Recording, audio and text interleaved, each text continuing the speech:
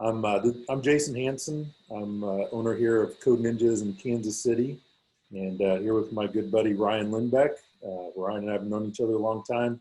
He is a drone pilot, amongst other things, video editor, and so I thought we'd get on the video today and kind of see what cool toys that Ryan has. And I know you've traveled a lot of cool places, done a lot of cool things with your drones. So you want to just share with us, what it's like being a drone pilot and Absolutely. how it works for you.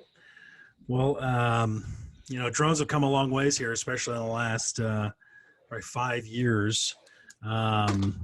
We started playing around with drones a little bit. So I've been a photographer for a long time. We started playing around with drones. It was like, that Christmas morning, right? You open up like some $75 drone that you get from whatever Walmart. In fact, I have one here. So here's like a little example, like a little tiny cheap one that you can buy. So we started playing with that, and I was just, of course, I think I bought it for my son, but I think I ended up playing with it a lot more than he did. And then I definitely was responsible for losing it because I was like, let's take this thing outside and let's see what we can do. And so that we lost that. And so that was kind of where it began. In fact, at the time, my wife was like, well, that was fun while it lasted. And I said, no, we're just getting started, I think. So we started, right. So this, because these guys have hardly any technology in them, versus some of the other ones that we use. So, so that's kind of where it all started for us. And it was like, let's kind of see what we can do with these. And so we started right from there. And actually that's what kind of led us to Open Altitude Motion Media, which when we first started was specialized in drone operations only. So we did a lot of real estate, just different marketing stuff, roof inspections, things like that. We'll talk about that here in a bit. But so it's just kind of grown from there. And now we do everything from drone operations. Of course, we also do a lot of now video productions and different things like that. So, we've had the privilege of shooting whales for the Travel Channel. And we also just last year did a video production with NBC for they were actually out on a farm in the middle of Nebraska, and we had the privilege of spending the day with them shooting drone footage of the farming process. So it's been quite a ride. All right. You want to just jump in here, Jason? Yeah. Let's do it. That's what you got. Please, first of all, I'm glad everyone's here. Make sure to ask questions, because if I questions are super duper helpful. So if you have any questions, make sure to ask them. Otherwise, we're just going to do this. So first, for some of you, like being at home all day is kind of weird. And for us, it's not weird because we actually work here in our home. So right now we're just in our office here where we do most of our work. And yes, right there, for those of you that play Minecraft, you might know what that is. It's a diamond Minecraft sword. We also play a lot of video games. So we work here at home. I'm just going to show you real quick. There's a couple of my coworkers. That's my wife, my son, Ethan. He does video editing over there. And I've got one more back there. So we do, along with being a drone pilot and shooting videos and things like that, there's also the back end. So you kind of have to remember like the computer time that it takes to do that. So I've always been kind of super nerdy about computer stuff. So that's really helped in digital photography, videography, and helped in drone stuff. So my guess is anybody that's connected to Code Ninja is sort of nerdy like me. So that really helps. So let's just talk a little bit about drones, different ways that people are using drones these days. And I love it when I get these presentations in person because I can show a lot of cool videos and stuff. But today we're going to just kind of talk through some of these things. So some of the really cool ways that drones are being used today outside of the standard, like what I do, like drone racing is one. So if you guys have seen drone racing, they've got smaller drones, super tough drones that they can crash because they crash them constantly. But it's actually a profession that people can do. And in Dubai, I think he was 16 years old. The first professional competition he won, $250,000. It was just crazy, and right, but doing it very well. So these guys are usually they'll wear goggles, and they've got first-person cameras on there so they can see it. So it's super super cool and a lot of fun to actually watch. Kind of shows the progression of sports these days as we start to be able to like click on cameras and actually get into the drones versus just watching it go around a track, Another really important way that drones are being used, like in public safety, Police Oh, departments are using them for like search and rescue. Fire departments are using them. So what they'll do is when they get to a house, they'll put a drone up that's got infrared on it, and then they can see where the hot zones are on the house or if there's people in there. And so that's another really big way that they're using them. I just helped the police department actually down in Missouri. They were trying to get our sheriff's department. They wanted to get some new drones for like search and rescue and stuff. So I helped them kind of put together what they needed for that. very cool. Another really cool thing, and I don't know if you guys have seen it like at the Super Bowl or like at the Olympics, Intel has started using like thousands and thousands of drones to put on shows in the air. That just is awe-inspiring to me. It's super cool to see how they do that and the just the scope of what it is. So the one at the Olympics that they did, Yeah. wasn't that the one they did? Yeah, it had like, I think it was like 18,000 or something like that. That was amazing. It's crazy. Now, actually, behind the scenes, that wasn't live. The drones wasn't live. They haven't decided to go live with it yet, but they show Okay. it. They do it, and then they like overlay it on the video. But just the technology in that, and just the programming side of that is just super duper cool. Like when you think about doing the kind of programming and things that you guys are doing, I mean, it's just how they get those to all talk to each other like that, and they have to launch them in like waves, and then they land them in waves, and it's just it's a big deal. Super cool. I venture guess we're going to see a lot more of that. Who knows? Maybe fireworks someday will just change to drone shows, or something like that. I don't know. Yeah, you think about all the technology, that goes into Yeah. that. You've got almost 2,000 drones. So you got all these drones are talking to each other. They're probably talking to satellites. They're Right, definitely. They're coordinating like all the color pixels, and then inside of each drone is all the code that's running the motors and the sensors. Yep. I mean, just the hundreds of millions, billions of lines of code that it takes Right. to make that My happen. goodness. Yeah, and if there's a mistake, you only have so much time on these batteries, of course, because batteries is in the drone industry and really in technology across the board, right? So Elon Musk can talk about it all the time, like batteries is the biggest issue we have in technology these days. So these drones are they're going to be super light, durable, and they're not going to have a whole lot of battery life. So they kind of have to get it right, For sure. I would have loved to be on that team just to see how they scaled that process of like starting with like, let's start with 5 and then 10 and then just kind of grew from there. So it's super duper cool. Another really important way that drones are used as actually like in agriculture. So like in farming and mapping. So we have definitely been part of that, where you can go out and actually inspect farms. So you can see how the crops are growing using infrared. And then of course, mapping, it's like, when I try to explain it to people, I'm like, it's like Google Map, only a lot higher resolution. So we can map out entire campuses or entire areas. So it'll be a lot higher resolution than anything that Like Google Maps college can do. campuses or Right, exactly. Yeah. So any kind of mapping like that, or small towns, or things like that. There has been projects we've done, like big golf courses and different things like that. So we'll fly over. We actually do use autonomous software that'll actually manage the drone. So it's flying and taking a picture every so far. And then we just have to kind of monitor it, make sure it's happening. So we'll take like a golf course, we'll take 3,000 pictures, and then we load that into software that then puts it all together, and we get kind of the 3-dimensional look of it and everything like that. So those are some really big ways that drones are being used, besides just fun, right? Entertainment, just get out there and fly at the park or whatever.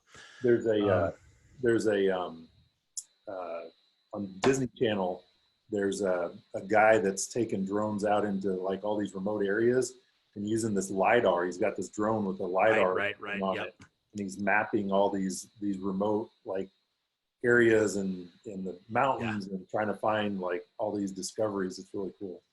Well, and that's just such, especially that LiDAR is like pinpoint accuracy. I mean, something like we've never had before in these areas. Like you're talking about this guy, places you never could have gotten to before, and now he's able to just park his truck and fly over there, So, it's been great. So I'm sure there's a lot of other ways that people are using drones, but those are some of the big ones that kind of came to mind for me first.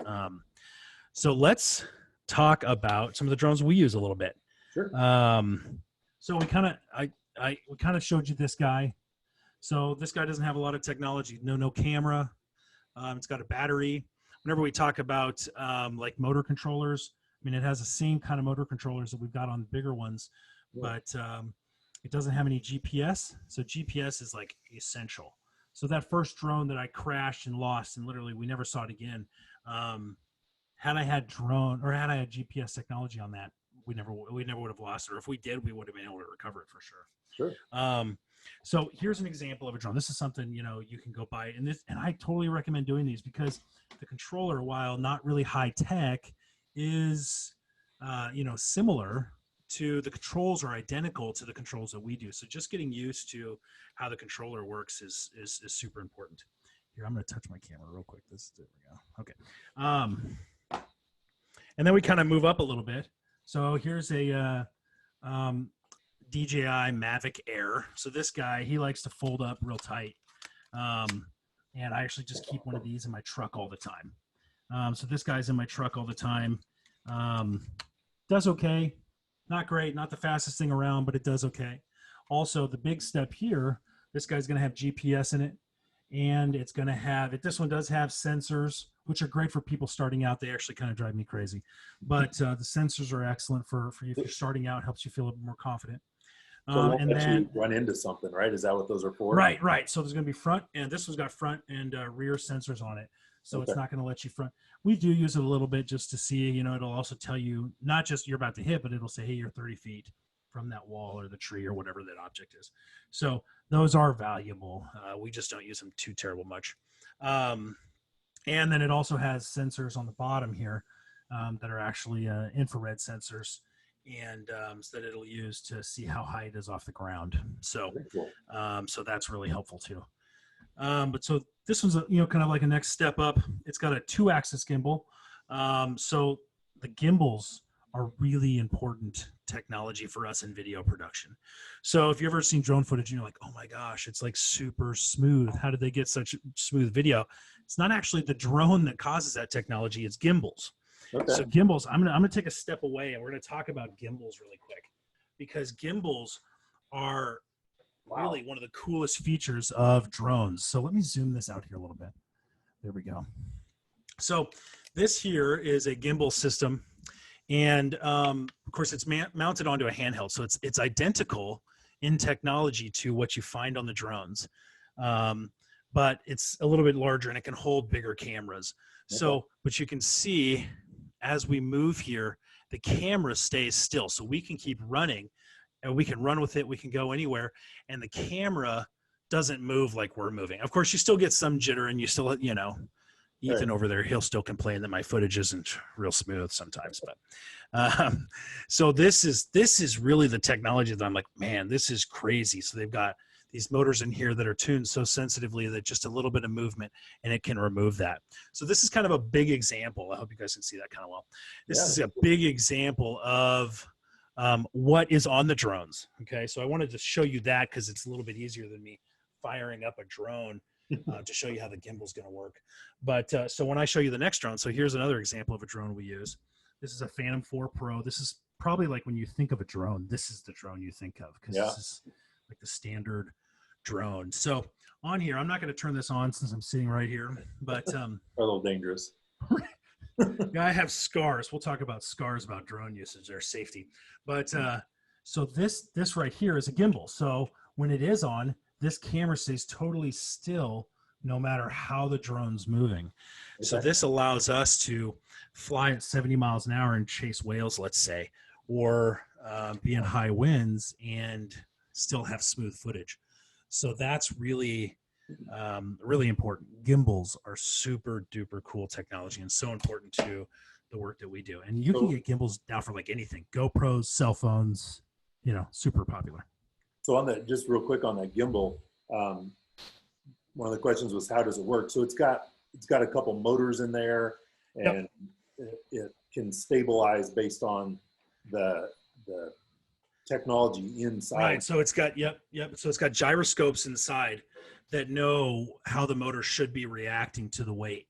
So the trick with these, the trick with gimbals like this, especially this one I'm holding in my hands, is every time we mount a camera on this, we have to balance it. So we have to make sure it's perfectly balanced. So right now it's on, but even when it's off, of course I say that, let's see if this camera is how well I balanced it. So, but even when it's off, it's pretty well balanced. You don't get too much movement. This one's actually moving more than it should. It really shouldn't fall like that. I didn't balance this very well for the presentation, but so So in here, in each one of these joints, it's got three. This is a 3-axis gimbal. I remember I mentioned earlier this one only had a 2-axis gimbal. This is a 3-axis gimbal. Every single one of these has got a little magnetic motors in it, so it can adjust that movement based on what the gyroscope's telling it when I move. So, and like I said, we have to make sure it's balanced and calibrated every time we mount a camera on here. So it's certainly not like pulling out your cell phone and going to shoot. When we shoot, that's going to take me about 10 minutes to make sure this thing's ready to go. So, and then of course, if you've seen, there's bigger ones too that we've got, that are huge cages that hold, and it's all about payload. So the gimbals have to be able to support a certain payload. So high and low, actually, gimbals like this will have a minimum payload too. So, yep. So if you ever take the camera off while the gimbal is still on, it'll like freak out on you. So it'll start shaking. But okay, so I kind of got sidetracked there. So we're talking about gimbals. I definitely encourage you to check out like gimbal technology, and as you guys learn about it, teach me more, because I don't totally get all the technology in there. It's super cool though, and the software and programming that's got to be driving that for sure. Okay, so let's go back to this guy. So let's talk about this one. All right, so really from a technology standpoint, this is really similar to the smaller one. The big thing here is we're going to get a larger camera. So from a video and a photo standpoint, we're going to get higher quality productions out of this one. This drone's going to handle better in the wind. It's a little bit heavier itself. And so people ask the question, well, how windy can it be out? Well, it's kind of a subjective concept. We could fly in wind up to probably 40 miles an hour comfortably, because the drone can go about 55 miles an hour. So as long as I can go faster than the wind, but we usually won't fly over 20. And that's just because once the drone starts banking so hard to fight the wind, the camera it just can't handle that. So we're not going to get any usable footage much higher than that. So maybe in a search and rescue situation or something, you'd get out there. And then of course we have drones that are a lot larger than this, that can handle those heavy winds. But as things get bigger, they get more complicated and it's more time sensitive use. So this one here is probably this is our workhorse. This is the one that we use these primarily just because, especially in real estate and things like that.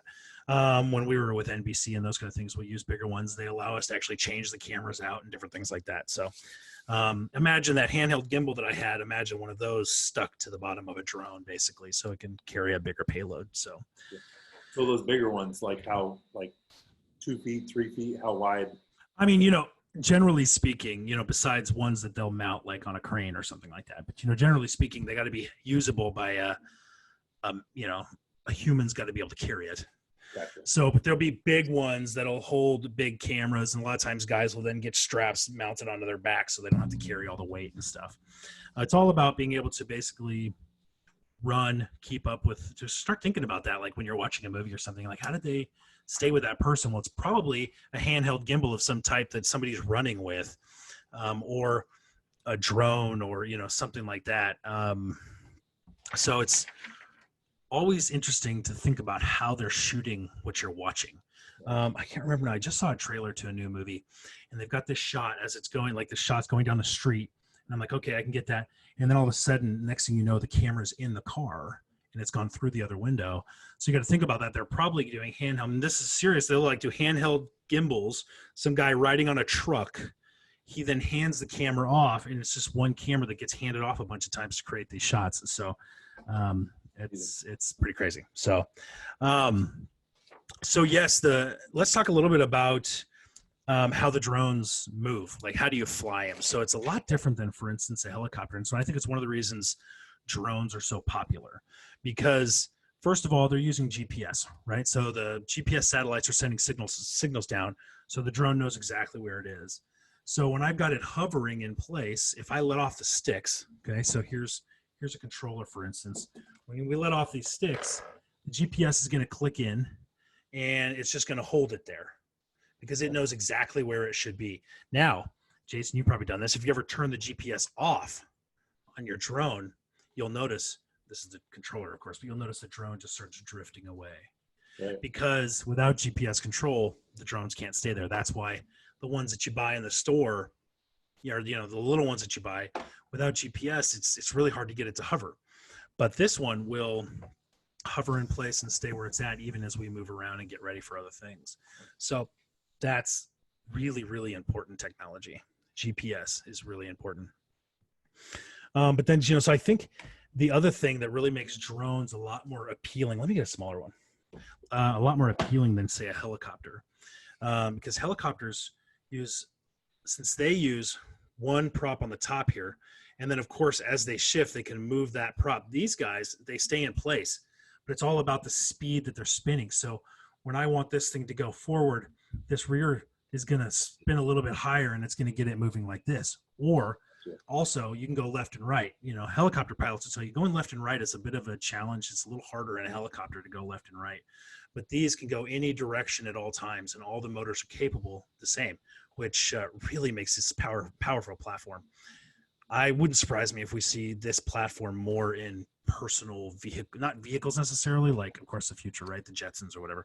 But even just in, replacing helicopters, because I think about how simple it is to drive when you've got this kind of control versus, the helicopter technology. So, good. What else on how this thing moves? Is there any questions right now, Jason? What do we feel like I've covered the drone movement stuff? I think we're good at the moment. So one cool thing too is if you ever do get one, there's software that you can actually download that'll help you kind of get used to the movement on the drone, because getting used to the sticks is one of the hardest things to get used to. Right? Yeah. So they got flight simulators built in, which is really cool. I know you can also download some, or like I said, if you're like, I'm interested in learning how to fly a drone, go get something like this, keep it in your house, but just you'll start to learn, okay, so if I do this, it goes up, this, it goes down, this one will spin the yaw, so you got to kind of get used to that a little bit on how to control, and eventually it becomes second nature. But so people ask me, is it easy to fly a drone? And I say, yes. At a basic level, drone technology is great, and it's relatively easy. And it's only gotten better because there's more sensors and keeps you from crashing into things. But it's really difficult to master, especially from like a cinematic standpoint of us being able to fly and get awesome shots, so from that standpoint, it's a little bit different.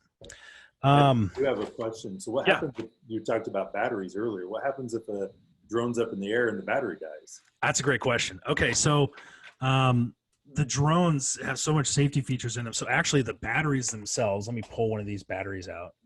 So this is a battery to the white drone I was showing you. Batteries themselves have computer controllers in here, and they have their own little computer inside that's monitoring the voltage constantly. So there's so many safety features involved that by default, when it hits 25%, it's going to start to notify you. When it hits 10%, it's just going to slowly start lowering. And I've had that happen many times. It'll just start lowering. And so then you're like trying to get it back and, get it moving. You can like thrust and it'll go back up a little bit. But in the beginning, there used to be a time period, and we've had a drone that had an exposed battery, and if we were flying in too cold weather, literally it would just click off. Oh. So if that happens, of course, it'll just drop out of the sky. But it doesn't happen too much, especially with higher quality drones. They're going to notify you. There's so much safety involved anymore that they're going to just force land the drone. So what will happen is it'll just slowly land into the ocean. Let's say you're flying over the ocean. So that's, yeah. And so let's talk about battery life really quick. Jason, how much do you get out of yours? My battery? Yeah. 15 minutes, 18 minutes. Yeah. If I'm not flying hard, right. Yeah. So we're probably about 15, 20 minutes of good flight time. Depends on how hard we're flying. Our bigger drone actually runs 2 batteries, and you think, double the flight time, but no, because batteries are an interesting thing. The more batteries they put on a drone, the heavier it is. So then the battery life can be less. The biggest reason our bigger one has 2 batteries is actually I should have brought this up earlier, is for redundancy. So if one of the batteries does fail, it can operate on just the one battery to be able to land. So that's a nice safety feature. Because people are worried sometimes, and it's illegal right now to fly over groups of people. So that's one of the reasons they're still trying to decide how safe drones are. One of the normally. questions So, before you get into the batteries was about yep.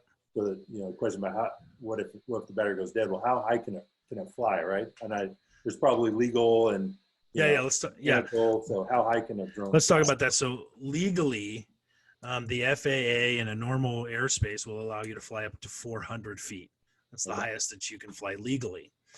From a technology standpoint, and sometimes if we're in different countries, the laws change a little bit.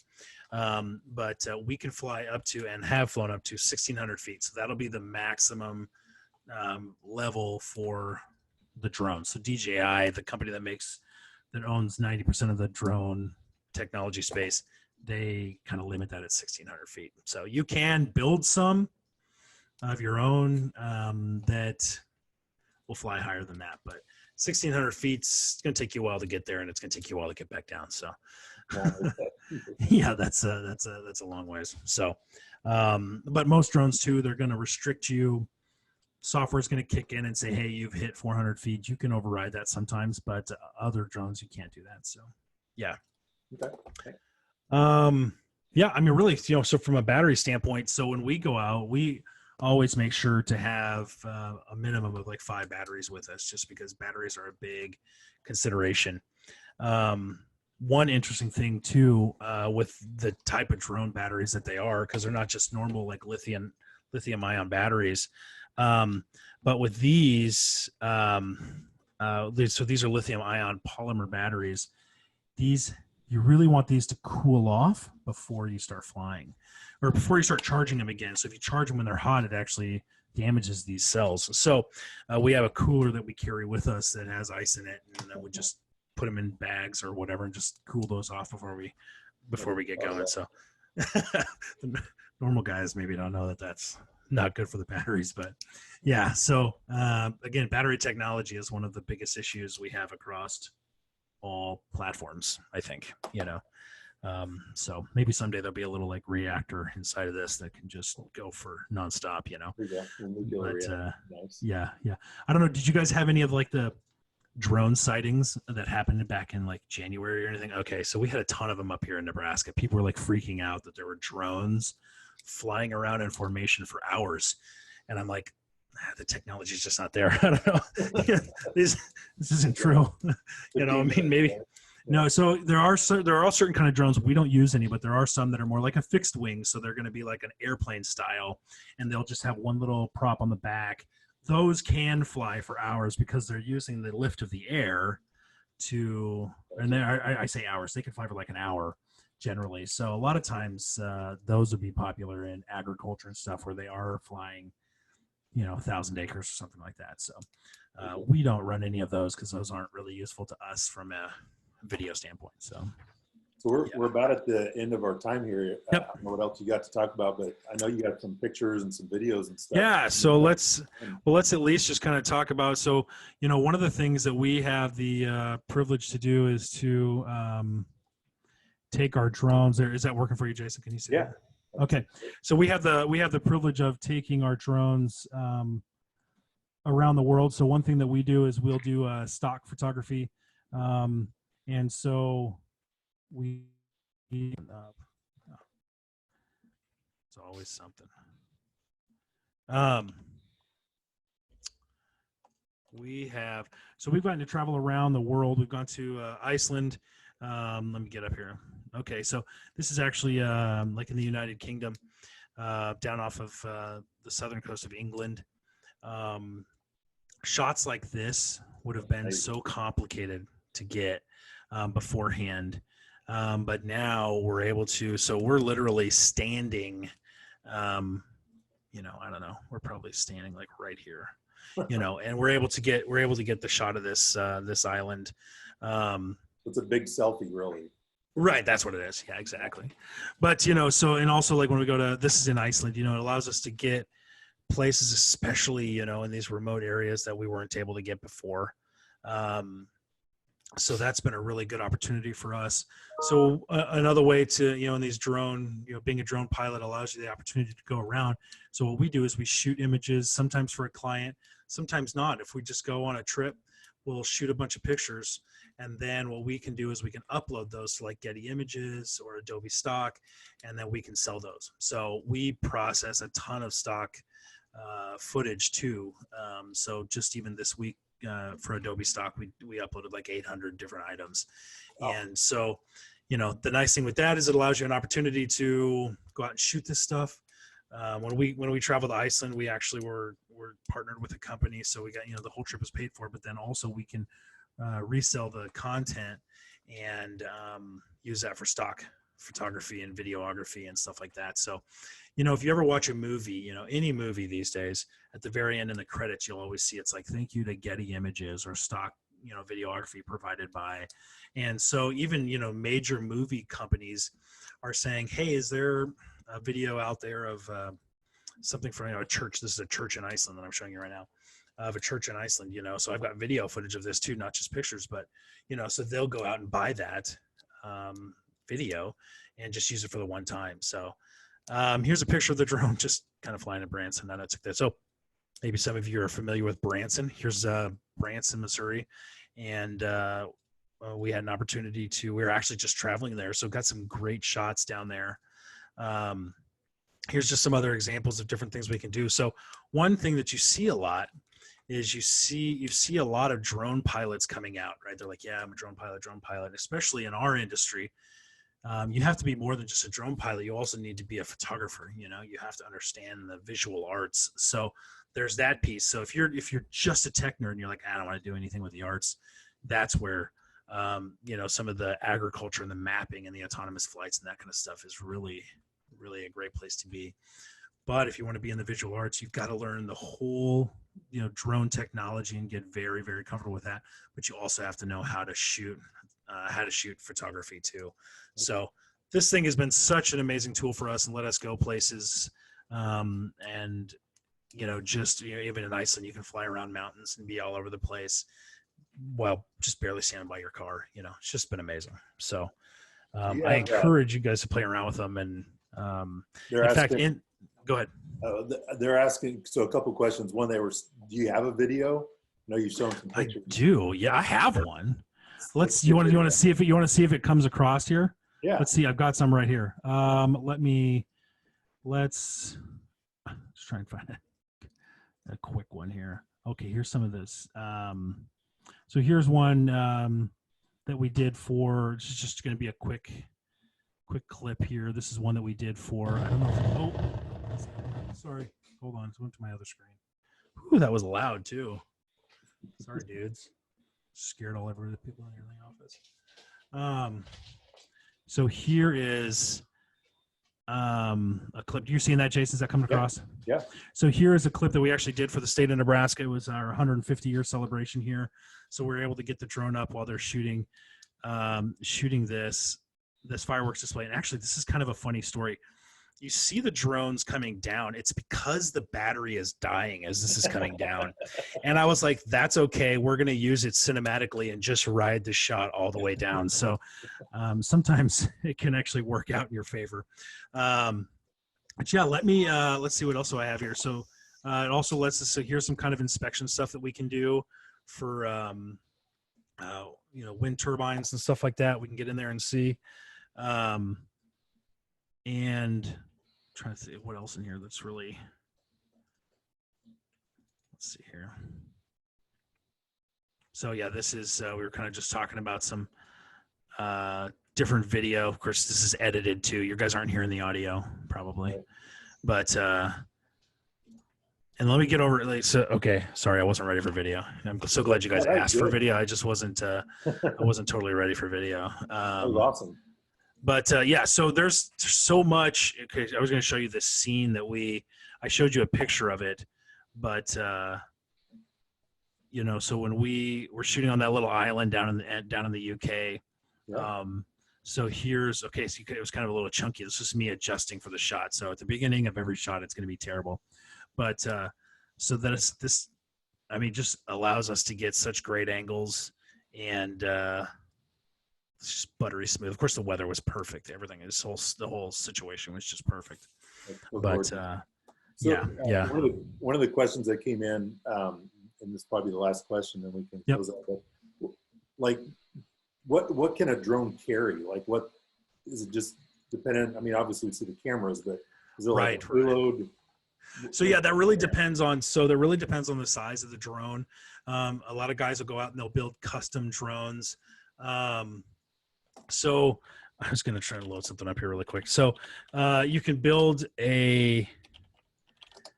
custom drones, and that'll carry large payloads. So so for instance, like here's a video of Casey Neistat. And he, of course, yep, Casey, you're popular. Okay, where you go? He built this drone. Here, I told you that it was the right video, but apparently wasn't. And they built this drone that would actually tow him. Here, it's going to pull him here a little bit, and it would actually tow him. Here we go. So this thing is actually towing him skiing. So, and actually, there's points where he'll actually.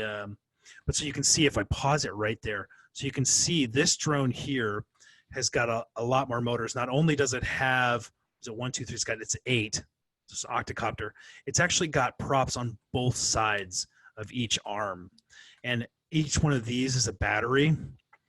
So just the power required to make something like this happen is substantial, and I can only imagine how often they had to charge this thing. But so really it's about size. So you see, Amazon talks about doing deliveries, right? And they're talking about like fixed wing, but even Amazon, their biggest issue is going to be battery life and how they're, going to kind of deal with all of that. So of course, Casey's just showing off here with this drone. It does carry him for there. It actually carries him for like one shot right there. I'm sure that that used a substantial amount of battery power for that. But so really it's endless, the weight that they can carry is endless. It's just about battery power and size. So I guess, just like anything, but good. Well, I hope this has been helpful. Yeah, this was fun, man. I've learned a lot. This, I got my little drone. I fly around and take pictures. Well, nothing like what you got there.